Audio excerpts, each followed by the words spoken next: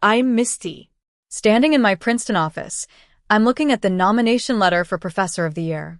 The embossed seal catches the last ray of sunlight, afar, cry from the days when my family didn't even acknowledge my career. It all feels like a dream, but then I think back to how it all began. It was a Thanksgiving at Aunt Vivian's grand New Orleans mansion. The last November sunlight was hitting the stained glass windows, casting a warm glow over the polished marble floors. I stood on the porch, my leather briefcase heavy on my shoulder. Inside, I could hear the laughter and chatter.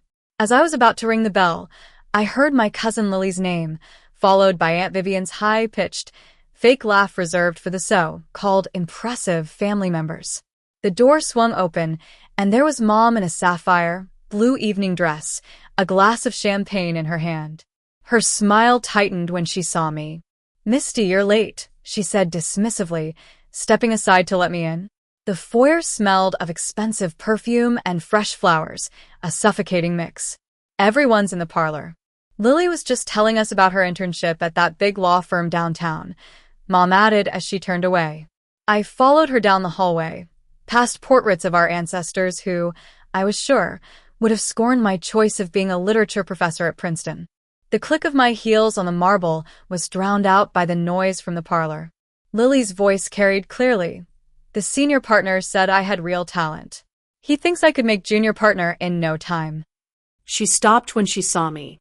For a split second, something flickered in her eyes, but then her boyfriend, Ryan, put his arm around her, and the moment passed. "Look who finally showed up," Ryan announced, raising his whiskey in my direction. "The other one in the family, who went off to be a teacher." Some relatives tittered politely. Grandma Eleanor didn't even look up from her knitting. Mom explained to Uncle Tom's new wife, "Misty teaches at some college up north." Her tone made it sound like I was doing something utterly insignificant. I sat down on an old-fashioned sofa, sliding my briefcase under it. Inside, there was a copy of a literary journal with my name as a contributor, but I pushed it deeper into the bag. Ryan whispered to Uncle Tom, "Some of us are going places, unlike those who just teach." The glasses clinked in agreement, and I thought back to the day I got the Princeton offer. I'd sat alone in my apartment, holding the letter, knowing no one in my family would understand the significance. Mom had said, "Couldn't you have found a more prestigious job? With your brains, a law firm would have snapped you up." Dinner was served, and Aunt Vivian raised her glass. A toast to our true star, Lily. Glasses were raised all around. Lily's smile faltered slightly when our eyes met across the table. I was seated at the far end, between a young cousin and an empty chair usually occupied by the gardener on holidays. The distance between my seat and Lily's place of honor next to Grandma Eleanor felt like a chasm. Halfway through the soup, Lily complained, "My literature professor is so strict. She expects us to really analyze the texts, not just skim through them." Grandma Eleanor patted her hand and said, "Some people teach because they can't do themselves. Don't let her get to you." Lily's eyes met mine, and for a moment, there was a glimmer of understanding. But then Ryan started talking about his latest business venture in real estate, and the moment was gone. I sat there quietly, thinking about the paper on my desk back at Princeton with Lily's name on it. It was full of superficial analysis, relying on charm rather than real thought, and I'd given her a C. When the dessert cart rolled in, Aunt Vivian announced, "Lily's favorite, creme brulee."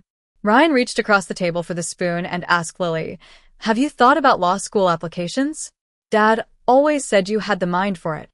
As they toasted Lily's future, I couldn't hold back anymore. "Actually," I said, my voice quieter than I intended but cutting through the chatter, "I'm Lily's professor." The room fell silent. Forks froze in mid-air, and wine glasses paused at lips. Mom's face turned pale, and Ryan's mouth hung open.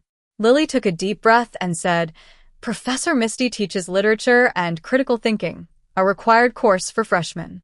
Grandma Eleanor's hand trembled, and her wine spilled on the tablecloth. Mom demanded an explanation. I calmly said, "I'm an associate professor in the comparative literature department, and Lily is in my class this semester. I maintain strict professional boundaries with all my students." Lily pushed her dessert away and said, Professor Misty gave me my first C. But it was because my analysis was shallow. She made me work hard for the first time. Ryan slammed his glass down and accused me of being too harsh. Mom also said I should have given her more help. But Lily stood up and said, No, she made me better. She's the only one who made me think.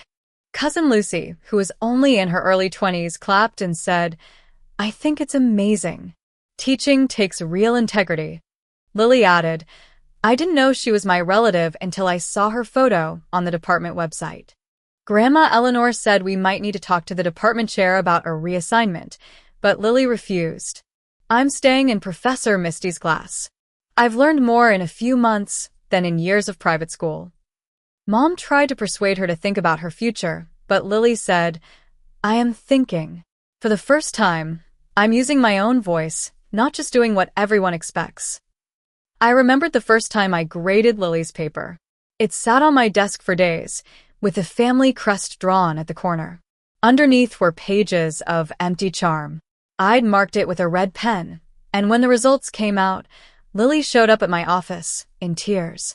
Is this a joke? AC. She'd asked. I'd told her, your analysis was surface level. You can either rely on your family name or actually learn something. The choice is yours.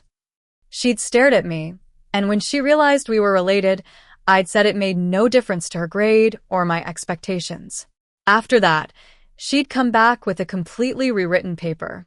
Her eyes were tired, and her bag was smudged, but the paper was full of real thought. I could see she was starting to find her own voice. As the weeks passed, Lily brought other students to my office hours. We formed study groups, and they all started to think critically. Lily's next paper got an A, and she left me a note saying, For the first time, I'm proud of something that's truly mine. Thank you. Back at the Thanksgiving dinner, after the revelation, I stood up and said, I believe this is the end of dessert. Lily, I'll see you in class on Monday. We're discussing Emily Dickinson's poetry. As I turned to leave, I saw Lily smiling in the window reflection for the first time that night. I drove home, thinking about how far Lily had come.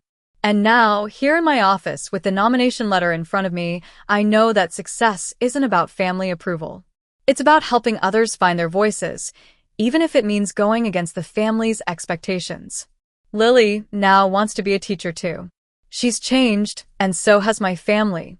They're starting to respect my career, and I'm proud to be part of this new chapter in our family story. The future looks bright, and I'm ready to continue helping students discover their true selves.